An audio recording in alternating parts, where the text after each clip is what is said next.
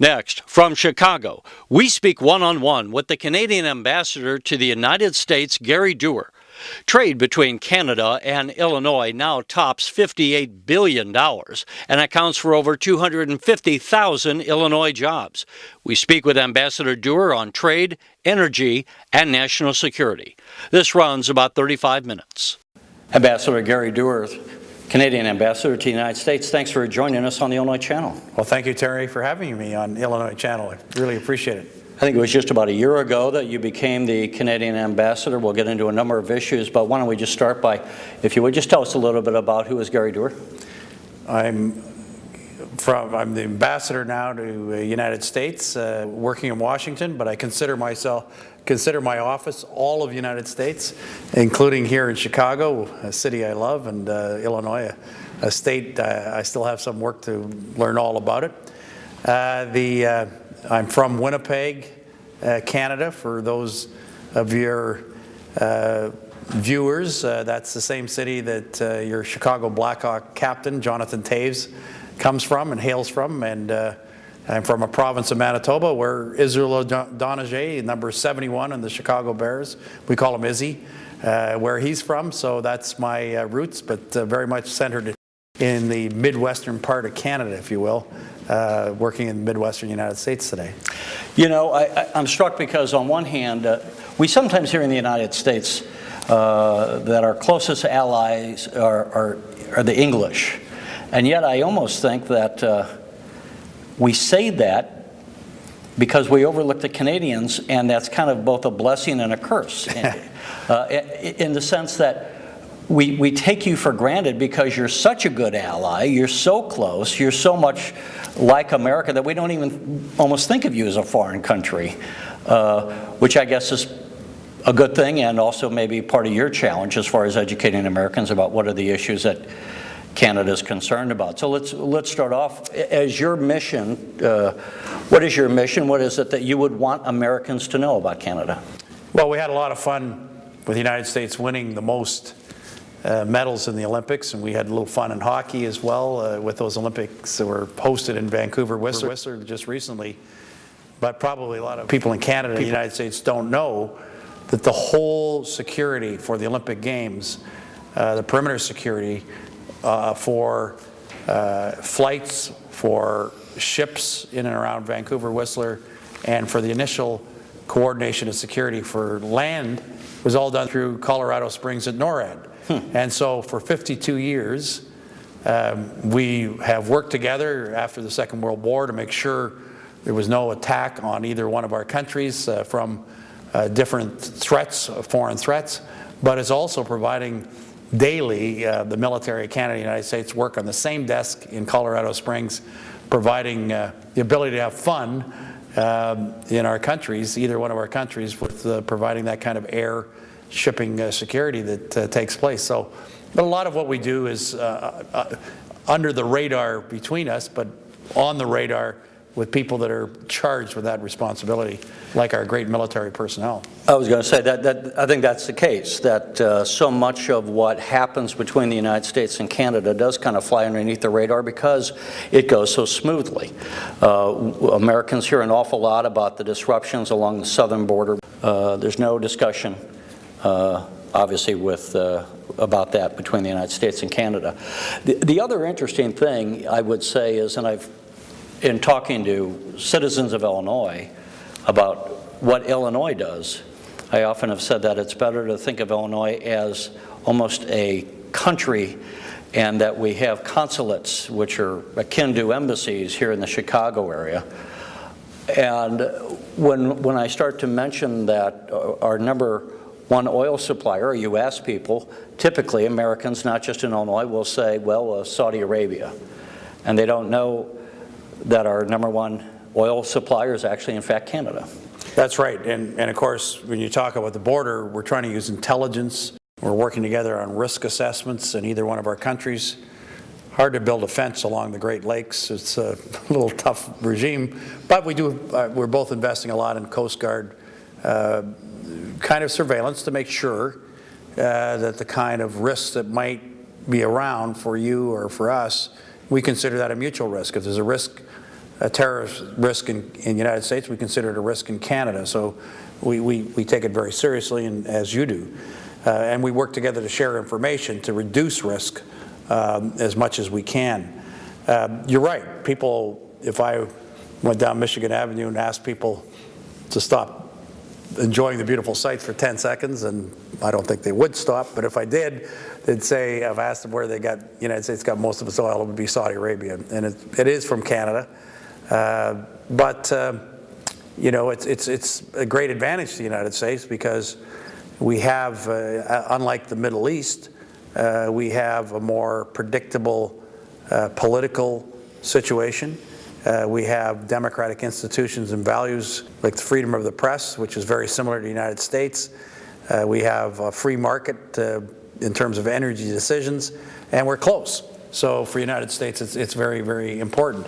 I think the governor of Montana said it best just recently when he said at a meeting of governors, he said, I don't send my National Guard from Montana to Fort McMurray where the oil's coming from. Unfortunately and regrettably, they're in the Middle East risking their lives, and he says there's no comparison between the security and reliability of energy from Canada versus some of the other options. I think, let me throw out a couple of statistics, yes, which we got from your consulate that I think are pretty eye-openers. They were for me. One is that Canada does 3 times as much trade with Illinois as it does with Mexico. And I found that amazing. And I think also that many Illinoisans may not know Illinois is number 1, the 4th largest refining state in the nation. But we actually do more business with Alberta, Canada than we do with any other state. And again, because of the amount of Canadian oil and gas that we're bringing into the nation. Well, I think Illinois and the Illinois business has been very smart about using their proximity to Canada to have investments increase jobs in this region. I think there are 38 states in the United States where their major trading partner is Canada. And the United States as a whole sells more goods to Canada and receives more revenue than all the trade with the whole European Union. And so it's a very significant market. But to give you and your viewers a good example, Caterpillar is located in Illinois, a great company. Caterpillar gets some steel from the United States, it gets some steel from Canada, it manufactures products, and they're shipped, 70% of their products are shipped outside of the United States. And a lot of that goes to Canada. And a lot of that equipment goes to the mines in Canada, and it goes to the oil sands. So not only are you seeing the jobs with increased security of energy from Canada directly in the refining business, as you've noted, but you're also seeing the jobs in terms of manufacturing of equipment that's manufactured here in Illinois, good jobs in Illinois, going to supply materials for Canada, equipment for Canada. When you go around the United States, as we started off, and you make the case for Canada, what are the main issues? I mean, and let me just say, right now, and as you well know, in Illinois, we're having a race for governor. Illinois' yes, economy is suffering. The mantra here is jobs, jobs, jobs. Something like 250,000 Illinoisans work based upon trade with Canada. That's probably something they don't realize. Therefore, it would behoove Illinois to do more business with Canada. Well, we are open for business, and you're right. We want more jobs in Canada. Illinois needs to work on more jobs. We all have that as our #1 challenge. And we believe that more jobs are created with trade and increased growth in economic activity than any other means. So sometimes we have a job to do to persuade our public, are skeptical on trade, that in fact trade has, and I used Caterpillar just a moment ago, has a benefit.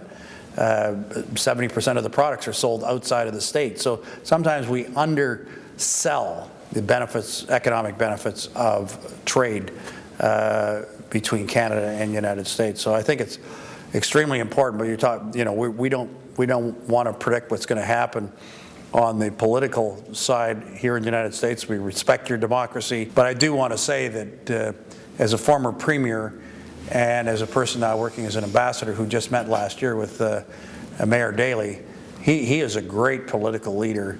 He's done a lot of work, very positive Canada-U.S. relations, working with Toronto, working on the Great Lakes, the sustainability of water. And I don't know whether people in Illinois know this, but when Mayor Daley brought in tax increment financing to take an area of land in the city of Chicago that was being underutilized or not utilized, and provided a tax incentive to start delay taxes to start moving along on that, we absolutely copied that as Premier of Manitoba. I took tax increment financing for Mayor Daley, so I want to thank Mayor Daley and wish him well. And he's not leaving yet; he's leaving in a number of months. But he's somebody a lot of us respect in Canada. So you should know that not all of the public image of Illinois is defined by the previous governor. It's defined by a great mayor.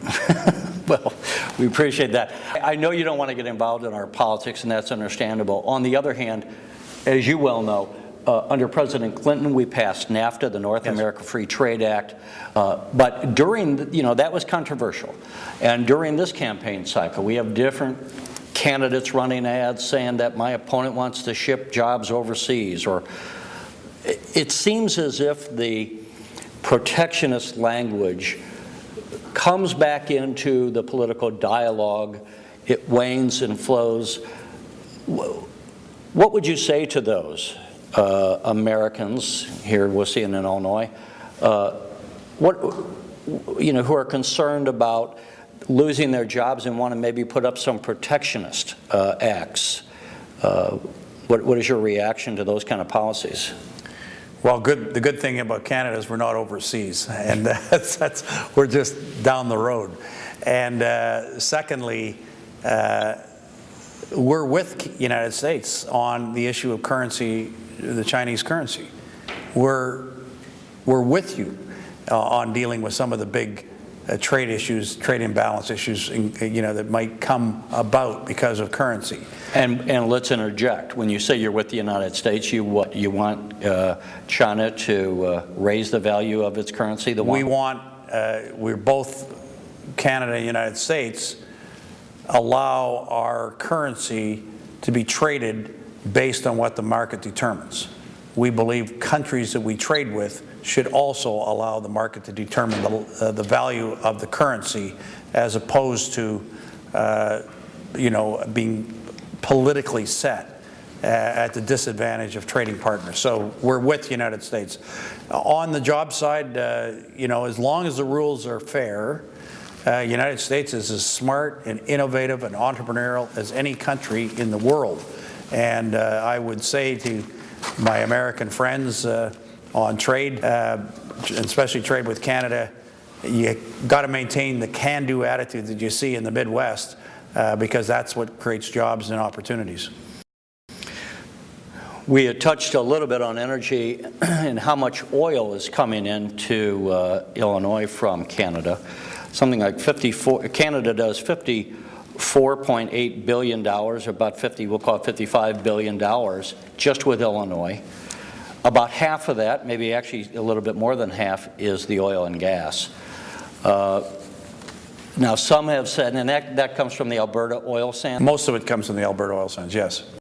How new is that field, or how long has that been in around? Well, Alberta's had conventional oil, as other parts of Canada have had for a number of years, just like the United States. But we've worked for the last 30 years, maybe longer, to develop the science, engineering, and technology to extract oil from sand, to use the oil sands terminology. And that requires more effort and investment than just getting oil that's not in sand. In other words, a supply that's just raw. And we've developed the technology. In fact, some American states are looking at that now. We've developed that technology, and when it was first developed, it did have high water use. It did have high higher emissions than conventional oil.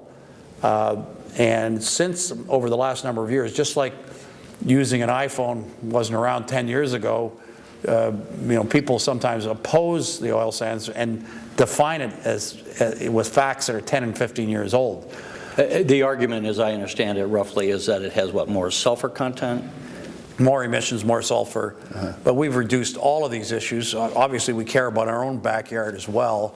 And the water consumption now is down below ethanol production in terms of, I think it's down, ethanol's 3.8 barrels of ethanol. Because one of the issues is that you use too much water Yeah, and to that's the extract. criticism in Washington, not actually out in the real world. Not that Washington isn't the real world, but I gotta be careful. I'm a Most diplomat. I'm Americans working would say there. it's I gotta not. be careful now. At the end of my career, that was a career-ending sentence. But the bottom line is that we've reduced water consumption, we've reduced intensity of emissions, and we care about the boreal forest. People criticize us about the trees in and around this site. Well, we've got to look at Canada as a whole. We've set aside the size of France in terms of undisturbed boreal forest being protected. So we take our forests seriously as well. The other thing I would say relative to jobs in Illinois, you have, what is it, the Keystone Pipeline? Yes. Where will that be running? Well, the Enbridge line runs right through Chicago, and of course the Whiting plant has got thousands of jobs there right now. Whiting, Indiana. Indiana, but it's in, I think part of it's in. It's right on the border with that. Yeah, so workers from Chicago are there, and Illinois are there. The Keystone project is another project to expand the distance of the pipeline from in the western part of the United States down to Houston. The advantage of that is it provides a second source to the American South of oil, not just relying on ships and drilling in the Gulf. It gives it a kind of an additional security of energy in that location. And secondly, it provides oil to areas further south of the pipeline that presently exists. It also creates thousands of construction jobs, I think 13,000 construction jobs a year in places in the United States. It takes oil not only from Alberta, but there's an on-ramp from Bakken oil from North Dakota and Montana that will go onto that pipeline. And so it allows for movement of those American sources of energy and oil into the American market. So it's a good proposal for Canada. It's a good proposal for where it's going to go. We think it's a good proposal for energy security for North America and the United States. So, do we know how long? As you well, I'm sure you follow these issues in the United States. We're not going to be drilling up in Alaska. In the Anwar area, and the criticism there says, well, it's not enough oil to make it worth the environmental impact.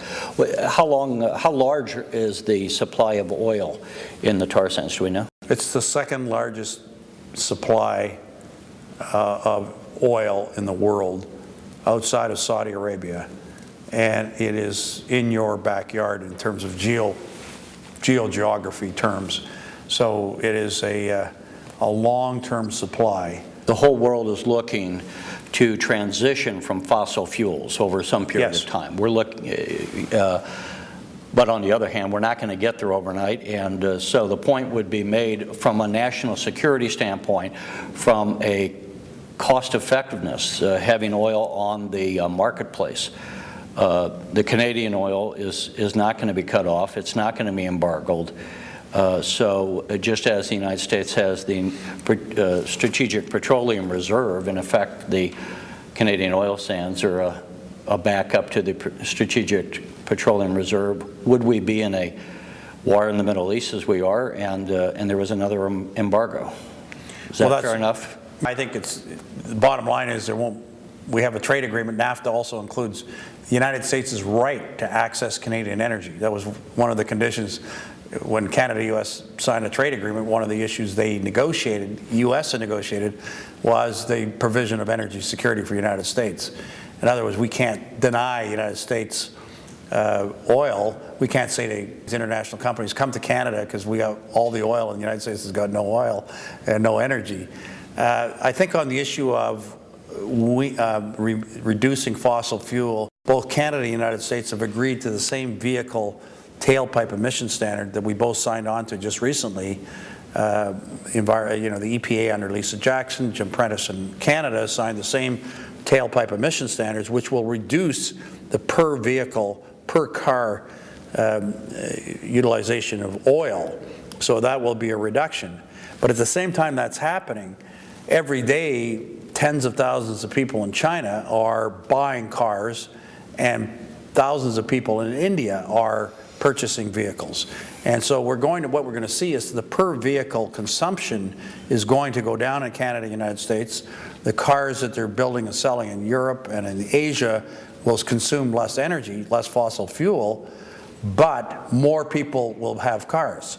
So the issue of energy security can't be just looked at, and energy availability can't be looked at in only North American terms, because oil is an international commodity. It's bought and sold around the world, and that's why it's important for the United States to have its own supply adjacent to it, we think, as opposed to rolling the dice down the road on countries that aren't as stable politically and economically as Canada. You know, even though the Illinois Channel doesn't have commercial interruptions, time's always the enemy, so I want to hit as many issues as we can. But I'm wondering, you know, I wanted to talk about energy, trade, we've talked about a number of these, border security, we've talked about a number of these. But what are your priorities, though? I mean, you have to put a priority list and say, you know, I could talk about 400 issues relative to Canada. What are your top priorities that you would want the Americans to focus on? Well, we're trying to ensure that the odd time we hear a myth stated by, in fact, just recently, a political candidate in the United States that the terrorists in 9/11 came from Canada, or terrorists, and one of our priorities is make sure the United States understands, A, that's not true. The U.S. Congressional Commission made it very clear that not one person came from Canada that were part of the despicable acts of terrorism in 9/11 in New York, Pennsylvania, and Washington. And we take that very seriously, you know, the whole issue of border security very seriously. So I want people to know that our first priority is the safety of our citizens, whether dealing with international issues, working with the United States on sanctions on Iran as it ramps up its nuclear capacity.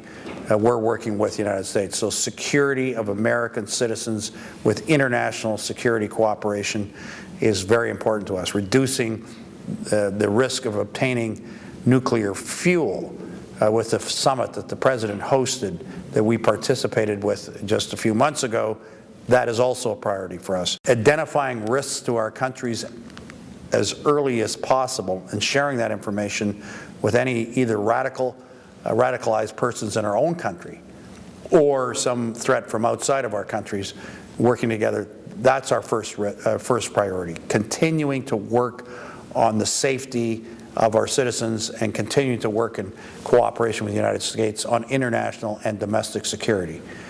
Our second priority that I have as ambassador is obviously to have a clean energy dialogue, promote renewable energy like hydro from Canada into the United States, but also let the United States know that we're not only your largest supplier of oil, but we are just as committed as you are to reducing the environmental footprint of that in our own backyard, and we want you to know that. And thirdly, you know, the whole issue of the movement of people. There are a lot of United Airline flights into Chicago, Air Canada flights, other airlines, Porter Airlines from Toronto, a number of other flights. I'm just now scrambling because I'm going to miss some, and I apologize to There's a lot of back and forth. American Airlines, and that's right, coming in and out of the city, Delta. And so there are more and more tourists coming to the United States.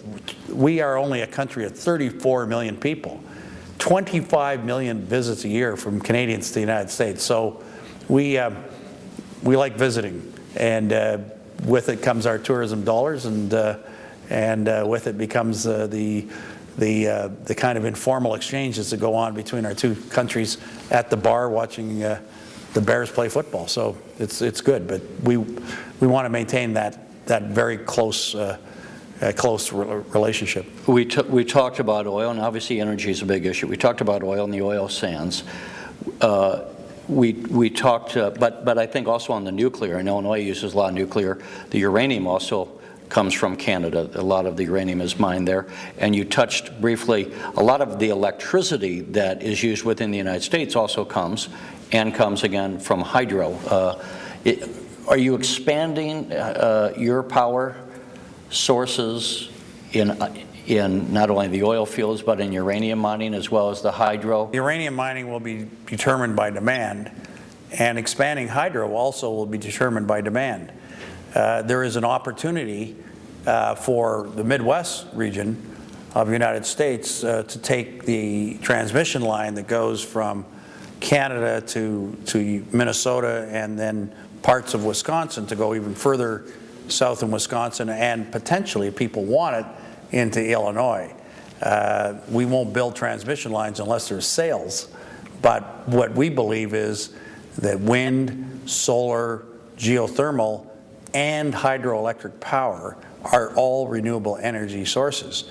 That's one cost-effective way to reduce emissions and at the same time ensure more reliable electricity for the people of this region. So it is the water, in a counterintuitive way, for many systems flows north into Canada and up through Hudson's Bay. It drains. It doesn't all drain into the Gulf of Mexico. Some of it drains into Hudson's Bay, and that provides less than 50% of that water has dams on it, and so there's lots of ability to produce more electricity. But you don't produce it unless you got a sale. Right. As far as if there are Illinois businesses, and there are a number of, as we mentioned, John Deere, Caterpillar, et cetera, doing just business in Wisconsin here. Yeah. But if there's someone out there and they want to do business with Canada, they want to explore what are the legal issues, how does a business reach out to the Canadian government to find out what are the regulations, and how do they begin the process? Well, we have, again, the rule of law. So any investment in Canada is dictated not only by Canadian courts, but we've had Supreme Court decisions that any investor in the United States trading in the United States or any product from Canada to the United States is subject to, if it's a court decision in the United States, it's enforceable in Canada. So there's a pretty good legal environment. Sometimes we see some tinkering with that in the legal system in the United States. It's not necessary. You don't have to hire two lawyers. There's already one lawyer will do. Secondly, we have a great Consul General office here in Chicago that does work all throughout the region, including all over Illinois.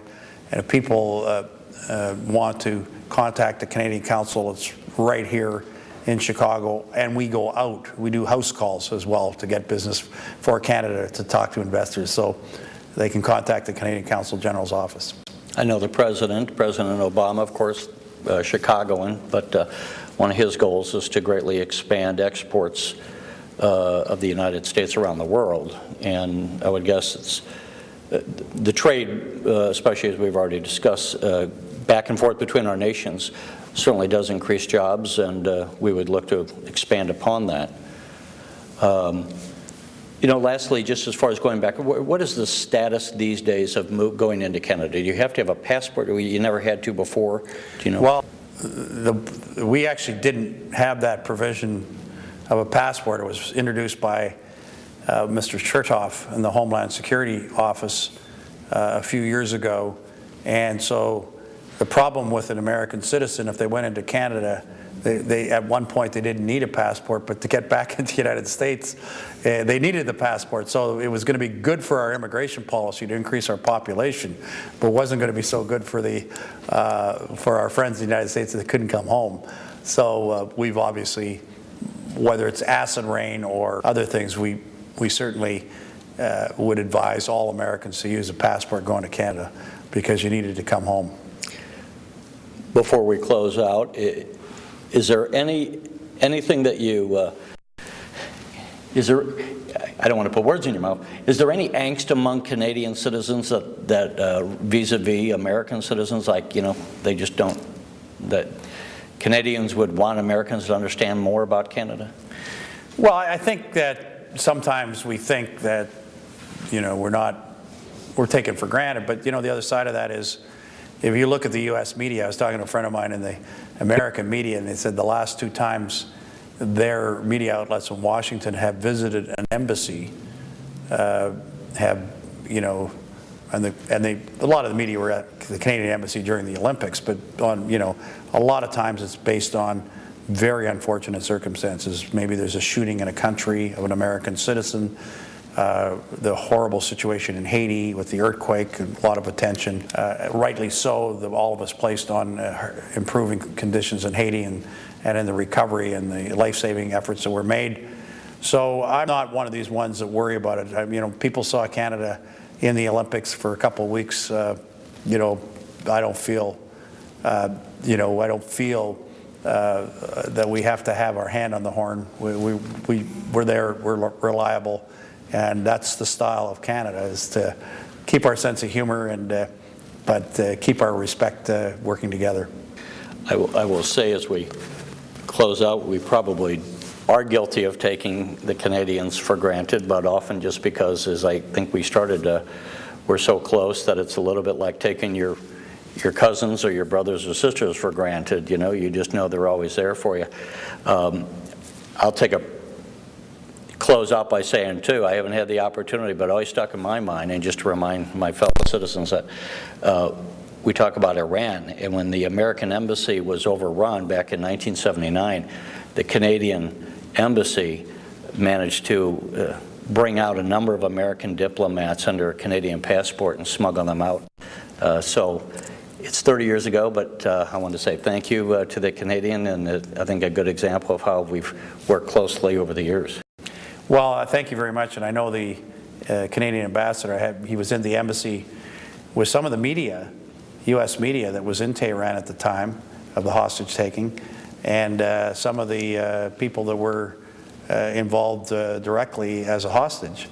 And one of the things that is instructive today, besides our friendship, is the fact that the media knew the story before it became public and didn't report on it until people were safely out of Tehran. And it's an interesting value, an ethic that was in the American media and the Canadian media at the time, that everybody treated the safety and life threats to people as the #1 priority. And of course, history's been interesting because people then there's been books written lately about, and people, I mean, the media have concluded that Canada not only had the people protected, but they also were, quote, CIA spies. And I just want to let people know that Canada, the United States today, and 30 years ago as well, the United States got a lot of resources on the security side and on the intelligence side. Canada does not have as many resources on the intelligence side as the United States, but we have unique windows in different geographic regions and different geographic contacts. We share information, and so that's what we're doing. We're sharing information together with the United States, and we shared risk with that incident. So that's how we're operating today, and that's how we operated 30 years ago, and the culture is the same. Well, Ambassador Gary Doer, we appreciate you taking the time to talk with us. Congratulations again on your appointment as the ambassador to the United States, and we appreciate you taking the time. Good luck in your mission. Well, thank you very much, and it's great to work in this great country, greatest country in the world, besides Canada, of course. I have to say that as a Canadian ambassador. But we are very blessed, whether you're born in Canada or the United States, or you moved to either one of the countries. I think we can say we are very blessed to be living in these two beautiful countries with the can-do attitude that exists in both of our democracies. Amen. Thank you. Thank you, sir. Thank you, sir. Good. You're watching the Illinois Channel, an independent nonprofit corporation formed to provide gavel-to-gavel coverage of Illinois state government and other public affairs events taking place across Illinois.